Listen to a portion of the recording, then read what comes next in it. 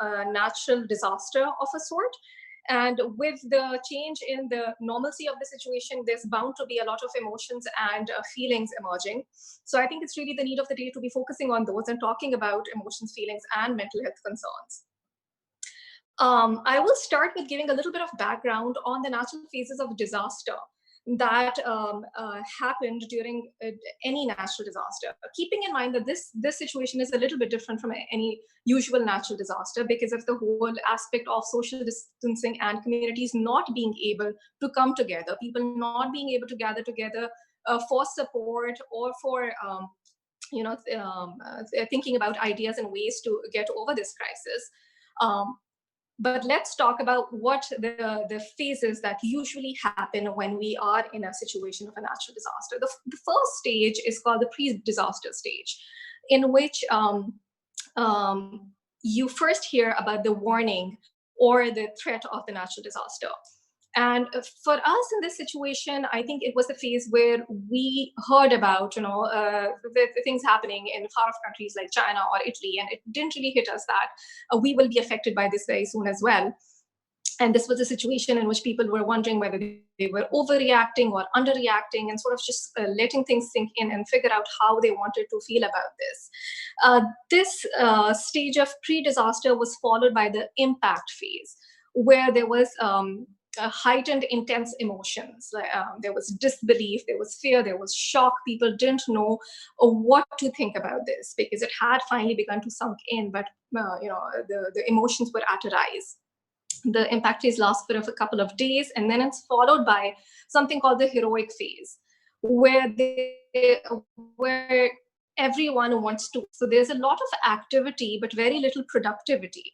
Right. So I think in our situation, more than physical activity, there was a lot of social media activity going on, social media and mainstream media, where there were all kinds of theories being floated around. People were talking about different ideas, conspiracy theories, what this means and what this doesn't mean. And there was so much going on, but very little productivity. And after the heroic phase passed, we came into the honeymoon phase. And I think that that's really what's going on right now, where it finally sunk in that this is something serious. And people sort of accepted it, began to adapt. We heard things about people saying, things like, it's okay, this almost feels like a vacation, I'm bonding and connecting with my family, and we're relying on home cooked food and homeschooling, and things are going so well. So we heard all these things, and it almost seemed like people were enjoying this time. There was outpouring of support. People are being empathic, supportive of each other. And this phase usually lasts for a couple of weeks, and is then followed by a phase called the disillusionment phase. And that's my concern, that once this honeymoon phase is over, we will see that people will be depleted of their emotional reserves, of their energies and resources. People who are affected will be in want of that support and that help, but might not be able to get it. And that's where anxiety kicks in, people start feeling overwhelmed and exhausted, and a lot of mental health issues start emerging. Right. So with that brief overview, like you just said, these are testing times for all of us. It is hard enough to sit at home, and then there are the worries of our own health, the health of our loved ones, and some people even have to worry about their jobs and finances. So in this scenario, Dr. Madhya, what are the mental issues that you see emerging in the near future, like once the honeymoon phase is over, or maybe right now in a day or two? Right, absolutely. Like you said, these are testing times. These are very difficult times. And people are worried about so many things, not just their health and the health of their loved ones, but also about finances, about the future, what's going to happen, whether there will be pay cuts, which people are talking about right now, whether they will potentially maybe lose their jobs. What does this look like for the world in general? Would we be living in a very different world going forward? So yes, I think underlying any mental health issues are usually feelings or emotions. And the emotions that we are going through right now are emotions of fear, uncertainty, feeling overwhelmed. And all this can give rise to a lot of anxiety. right? So anxiety is something that we are primarily dealing with, and maybe will be dealing with even more so as this situation progresses. So understanding that right now, everyone, pretty much everyone, is in a state of anxiety, is in a state of worry, thinking excessively about the future, about what's going to happen, managing things right now with the whole model of the world changing. People who had never worked from home before are starting to work from home. It's seeming to be quite difficult for some people because their work-life balance has really been upset. People at work are not realizing that, there is uh, work is home and home is work, right? So there's really no limit on when to reach out to your employees, when to ask them to do something, when to meet deadlines, because it's not like work stops after 6 or 7. That person has a home office, they're sitting at that home office, and people expect them to work all day long. Same thing goes in the other scenario where these people are, they can't manage, or they don't know how to manage being in the home environment and being completely focused on work, because in the background, there are kids running around, there's things happening. And when people know that you are at home, if an emergency situation happens, or even not an emergency, something urgent, they will reach out to you. So really managing all that can be very exhausting and overwhelming for people. So increased stress and anxiety associated with the changed models that we're seeing. uh, People feeling more moody, more irritable, depending on what's going on in their personal lives, as well as when they look at news and see what's going on in the world. It's absolutely going to increase the feelings and emotions that people have regarding anxiety about this situation. So I think it's important to keep in mind that that's going to happen, right? Depression is something that we will see happening more and more, because as people see suffering, pain, losses, there's bound to be feelings of sadness, and feelings of sadness are completely natural and normal, right? When they do become a psychiatric disorder, or when do they become what we call clinical depression or a major depressive disorder, that it's when these feelings become prolonged, when they start affecting your day-to-day routine activities, when they start coming in the way of your relationships, or when they start coming in the way of life in general, when you start feeling like you're a different person, right? That's when these things really become disorders. So anxiety, depression, we see impact on people's sleep and appetites, not wanting to eat the way they used to, not being able to sleep at night, because our minds are, and the way anxiety works, it does so in a very counterproductive way. So when our bodies know that this is the time to put the mind to relax or to rest, is the time when anxiety decides to kick in. And when anxiety decides to tell you that things are horrible, things might become devastating, it'll put ideas in your head, like give you the worst possible scenarios about, I hear people talking about, is this ever going to be over? Will any of us be left alive? Will we run out of food? Will I not have food to feed my children? Am I going to lose my parents and my loved ones? So anything, the worst possible scenarios that you can possibly imagine will kick in at night and interfere with sleep, keep you up at night. So those are some of the common things that we hear about. Some of the ones that we don't hear about so much, but will definitely be impacted, are things like drug use. Now, that's a kind of a taboo topic to discuss in Pakistan. Um, but this is happening in Western societies. I'm sure this is happening in Pakistan as well, maybe not talked about so much. But drugs like marijuana, alcohol, that seemingly that make you think like they can be calming. In situations of stress, people start relying more and more on them. People who are already using them, or people who never use them, there might be a new emergence of cases where people will seek out these ways to self-medicate, right? So we have to be aware of the possibility of these things happening, keep an eye on them. And what drug use does is, not only does it have adverse effects on your health, but also on your mental health. They can add to issues like violence, which is another important topic to talk about. When you're cooped up in a households who already have issues of domestic violence, that may possibly rise, or there may be new emergence of cases of domestic violence. And if you add drugs in the picture, then it just makes it worse. right? So drug abuse, domestic violence, these things are important to keep in mind as the situation progresses. Child neglect or maltreatment for mothers who have multiple children and don't have enough help is something again to think about. Burnout, not only in people who are working from home or are essential workers who are really in the front lines and fighting this war, but also in a population that we don't talk about very much, the homemakers. There's a possibility of them experiencing burnout because situation for them has changed very much as well. Everyone is at home, there's more work, mothers have to make sure children are being homeschooled in the correct way, and on top of everything else, all other responsibilities they have, and then some people don't have domestic help anymore. So knowing that burnout could happen and can lead to increased anxiety and depression is important as well. Grief is something that we're all possibly experiencing right now or may in the future. If something happens to our loved ones, or we hear about something happening to people close to us who are losing their loved ones, then we have people who are fighting with this war, and they're experiencing people dying in front of them. So trauma, grief, all these things are very important to think about. So I think mainly those are the topics or those are the issues that we have to keep in mind going forward.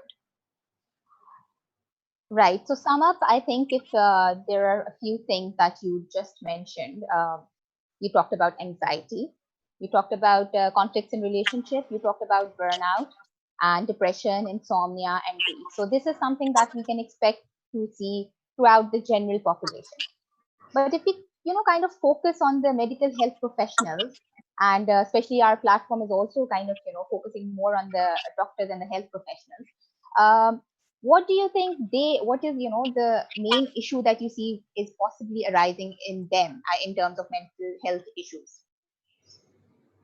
Right. I think that's a very important question. So basically, we have two kinds of health professionals right now. There are ones like me who have what we can say the option or the luxury to sit at home and do their work from home, right? So telemedicine is a new concept. Doctors are adopting that.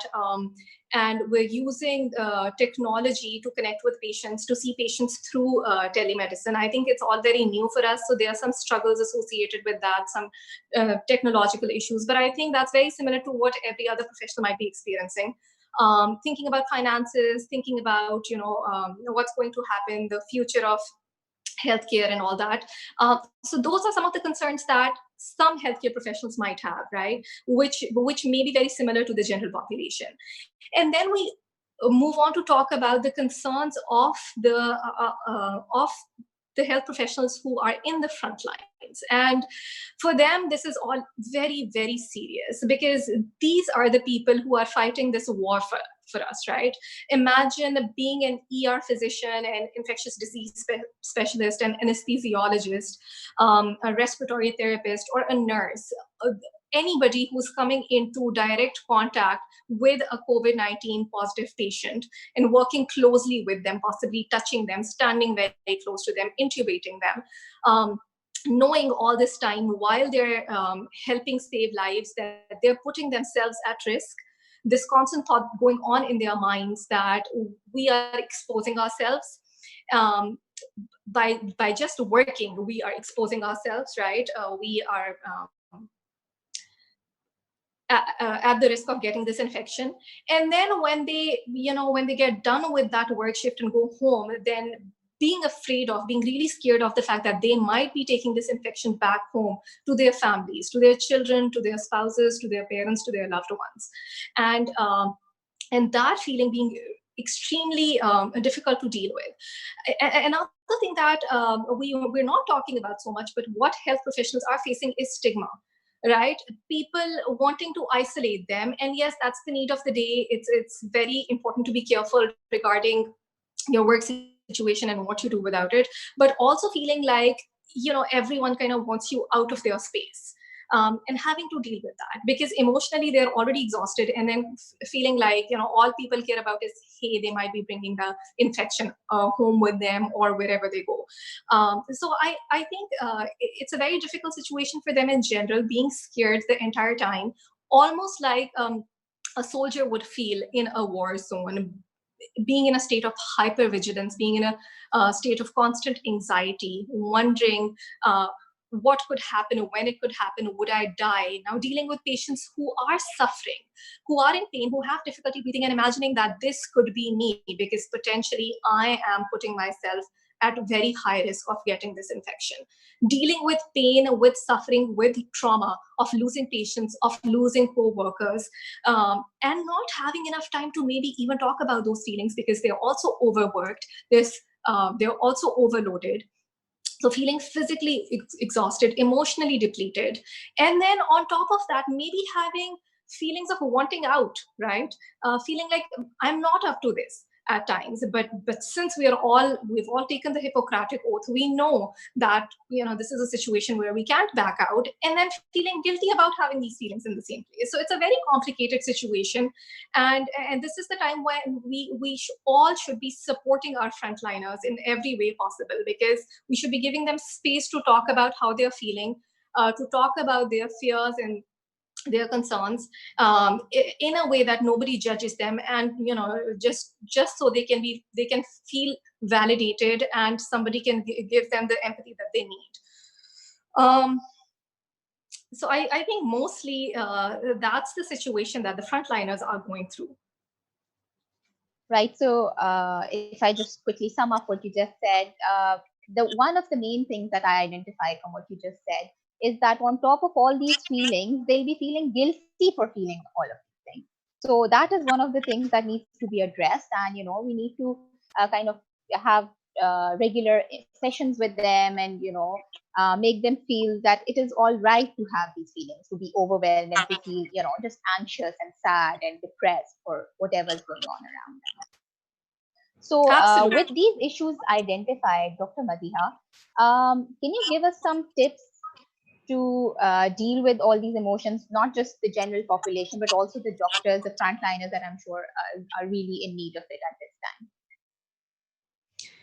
Right. So I think the first issue at hand is understanding and being aware that these are possibilities. These are the things that we should almost be expecting or knowing that they will happen. I think it's very important, right? Because when we understand and when we know, we'll have a plan.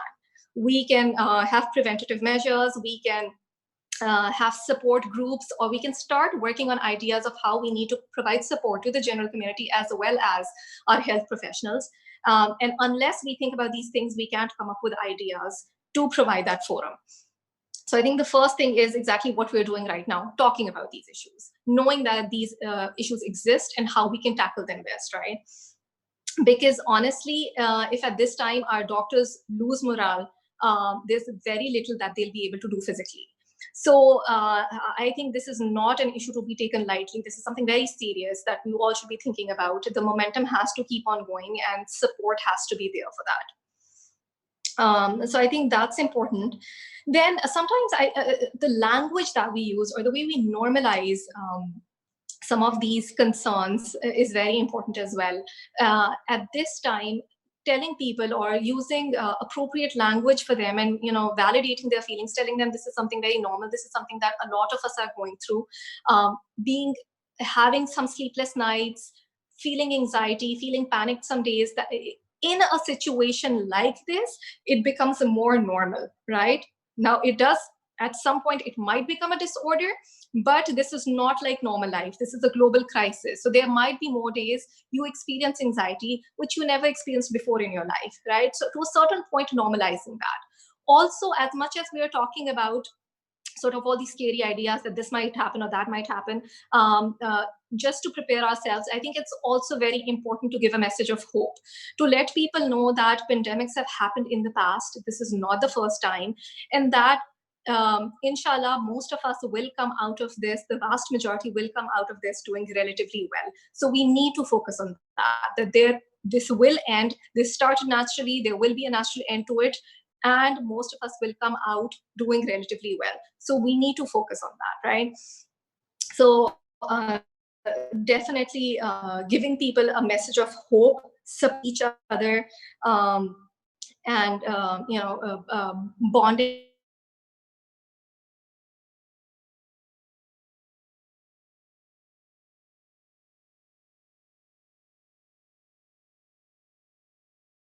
is very important. One population that we don't talk about or focus on so much is children. Uh, for them, this is again something very new, very strange. I think they should be talked to, explained what is happening, what's going on. Their questions should be answered. They shouldn't be left feeling like, okay, this is what it is. This is the new life. You deal with it. You don't have school anymore. You have homeschool. No.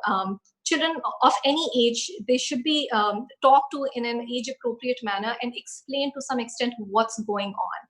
And a lot of times adults don't realize that they're having these kind of scary discussions in front of their children, or where their children might hear them when they're talking about deaths happening, death rates in different countries, discussing statistics, and they don't realize how much children can get scared listening to information like that. And using their imagination, they can think of anything.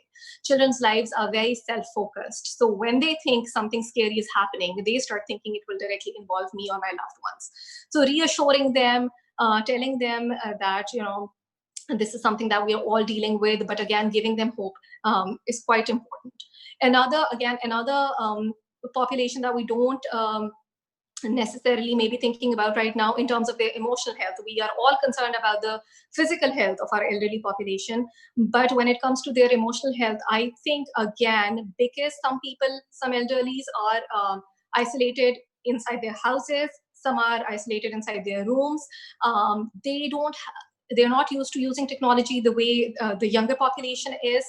So they don't even have that support, right? So keeping that in mind, making sure that they're feeling useful, they're feeling connected is quite important. So maybe doing things like having grandchildren connect with their grandparents, having time where grandparents can read stories to the children, or talk about their culture, or because a lot of times we have multicultural families, people living in one country and there are other family members living in another country. So make use of that. Have your children connect with their grandparents, make them feel useful, make them feel like they are contributing to the society as well, and feeling connected to everyone. I think those are some important things we should be thinking about. Another very important thing is maintaining a routine, a structured and healthy routine, making sure you're sleeping on time, you're waking up on time, even if there's no sort of restriction on you to do that, but still trying to do that because that's important for your health. Including physical exercise of some sort in your daily routine, eating healthy, doing activities with the family, connecting with each other. That's all very important. Being supportive, and then comes the question of medication, right? At what point do you seek out professional help or think about medication? So I would definitely want to emphasize on patients who already have mental health issues, chronic mental health issues, who've been taking medications for a long time, to please continue taking their medications. This is not the best time to try to wean yourself off of your medication. Be in touch with your psychiatrist or with the physicians who are treating you. Make sure you have refills, or if there's an emergency, know the plan, know who you'll have to reach out to in case you have a panic attack or something like that. People who might be thinking that this whatever they're experiencing, whether it's anxiety or depression, is becoming too prolonged or too severe, then that would be the time to get in touch with professionals and find out if they need the help of medications and being treated. And psychiatry is one field that is being very effectively practiced through telemedicine. So again, it's very easy to find professionals who are practicing that and connect with them. So I would say keep all those things in mind. Right. So basically, this is a time of, negative emotions. All we've been talking about is negative emotions right now. That can include anxiety, I think, is on the top of the list, which a lot of us are facing right now. every itch in the throat seems like corona, or seems like, a death certificate to us. So how do you suppose we can channelize these negative emotions into something productive and something positive? Right.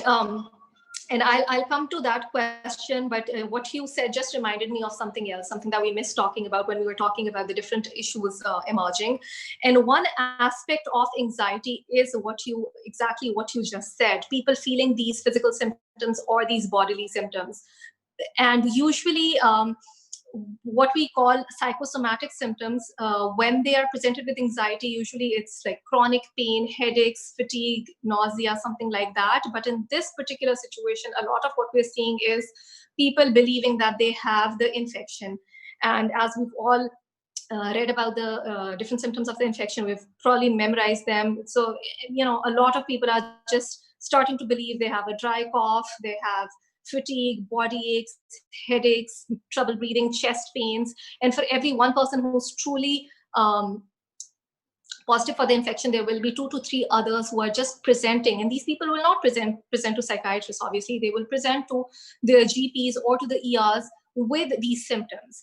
And the problem with that is that our medical systems can become overwhelmed with these patients. So it's really important to keep anxiety in mind and to provide reassurance to people and to explain to them that what they might be suffering from might just be anxiety and not really the symptoms of COVID-19.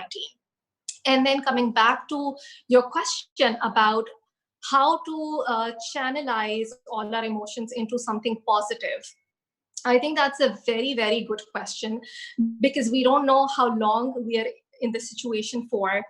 Um, so I think what we need to focus on how to make the best of the situation, right? And the first step to do that is to accept.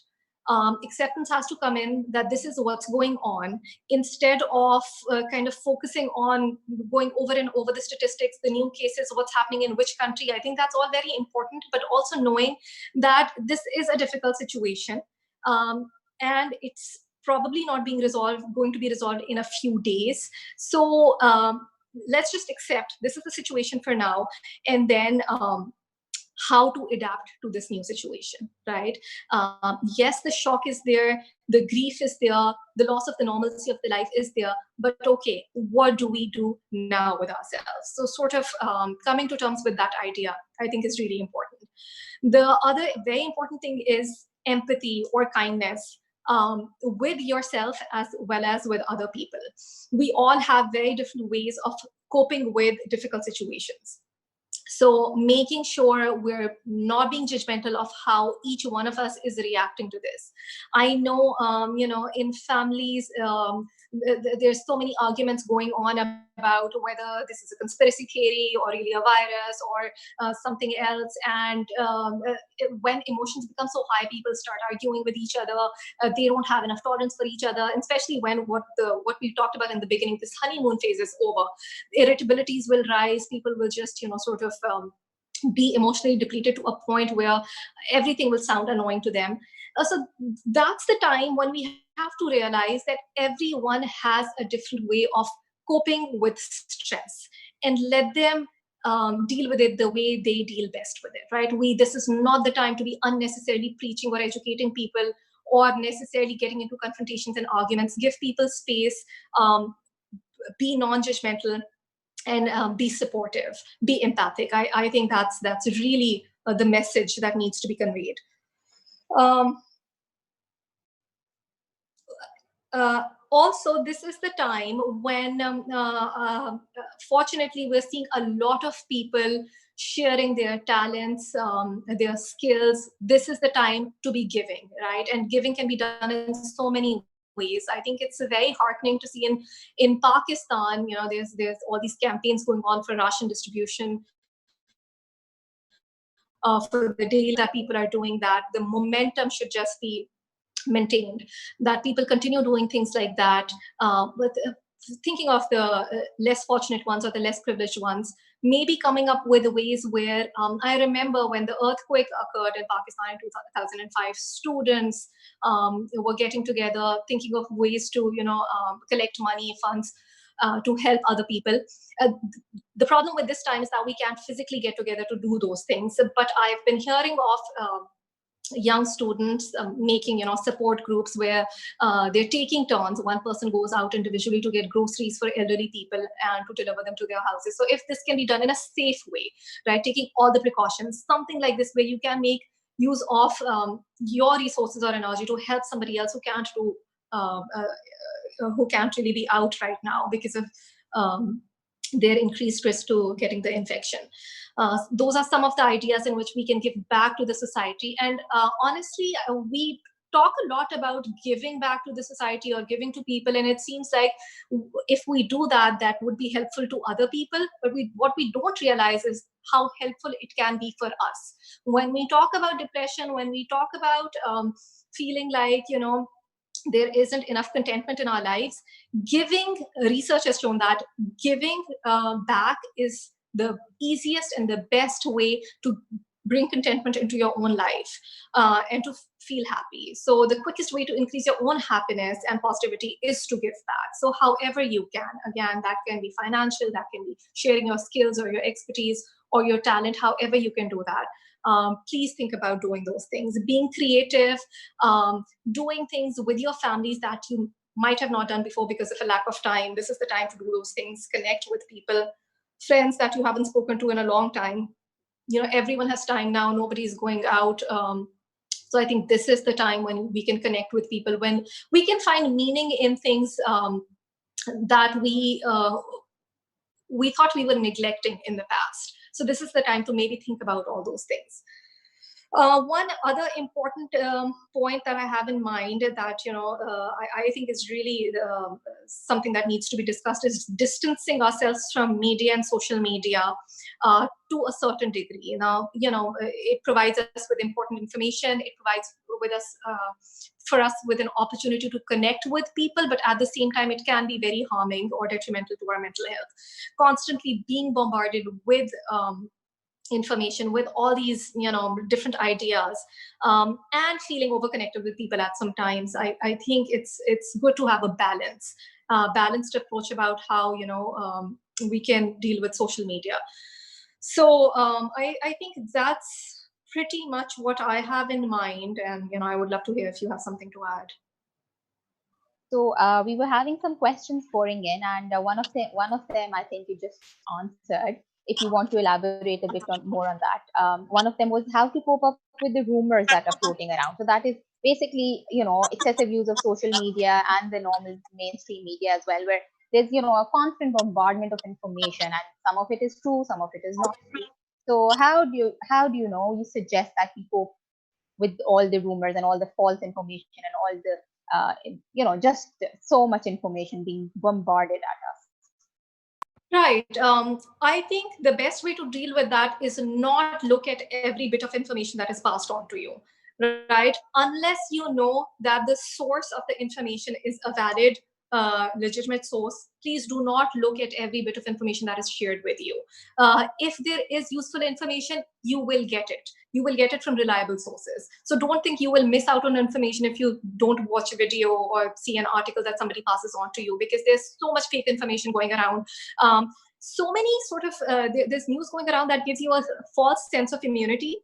When people talk about different theories, other people start thinking, okay, so maybe with this theory, we are immune in a certain way. And what that doesn't necessarily just give them hope, but also a false sense of immunity. And they don't focus on what is important to focus on right now, which is social isolation and distancing.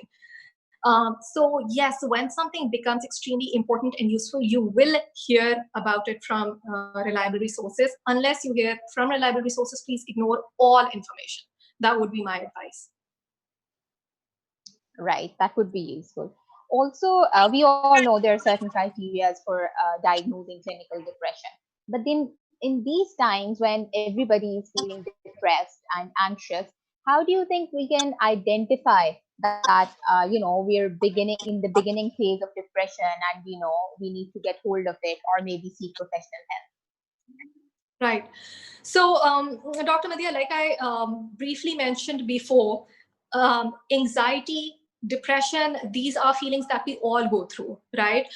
And sometimes it's difficult to recognize when it becomes a disorder, something that needs to be treated. So 4 things that everyone should keep in mind is that when these feelings become prolonged, so when you're experiencing depression or anxiety for a couple of weeks, let's say 4 weeks, okay, when you feel like you're feeling them all day long for this amount of time, that should be sort of a warning sign for you. When you feel like it's getting in the way of your normal routine, waking up, getting out of the bed, taking a shower is problematic for you. You're feeling that down. That's definitely problematic, right? When it starts getting in the way of your relationships, you're so irritable, you cannot talk calmly to your children, you're yelling at them all day long, you cannot have a decent conversation with your spouse. Or your coworkers, that's when it's becoming problematic. And number 4, when it's getting in the way of life in general, when you feel like you're not the same person, your feelings are just strange to you. So these 4 things, right? Prolonged, um, getting in the way of normal daily routine, getting in the way of relationships, or making you feel like a different person. That's when it's not a normal feeling of anxiety or depression. It's probably a disorder which needs to be treated by a professional. This was a very, very useful talk for me, at least, Dr. Madhya, and I hope everybody who has taken out time to join us feels the same way. So, quickly wrapping up, we have identified a couple of issues and we have identified some of the ways to deal with them. So, topping them is, again, anxiety and it's grief and it's burnout as well. Burnout, I think I'm getting there. Having to do everything We on all your are. own.